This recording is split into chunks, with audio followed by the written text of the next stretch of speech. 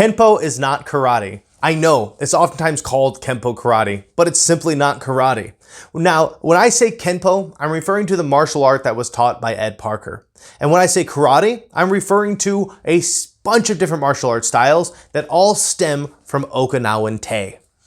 So what do I mean when I say Kenpo is not karate? Well, I'll let Ed Parker describe it in his own words, which is of course in the book that happens to be called Kenpo Karate. But here in the history section of his book, he says the word Kenpo describes the Chinese style of karate, while the more modern term karate best describes that system, which is now practiced in Okinawa. So Ed Parker was trying to market to the ignorance of his audience that in the 1950s and 60s and 70s, people referred to all martial arts as karate. It was just a catch-all term that people would use. So if you did Taekwondo, they'd say you did Korean karate. If you did Kali, they would say you did Filipino karate. Hell, if you even threw a kick, they'd probably call it karate.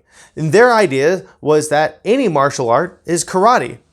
We had a similar thing in the 1990s, for those of you who were alive back then, where we just referred to all video games as Nintendo. So Sega Genesis was a kind of Nintendo, that the Atari was a kind of Nintendo. It's just Nintendo was so popular, we just called all of it Nintendo.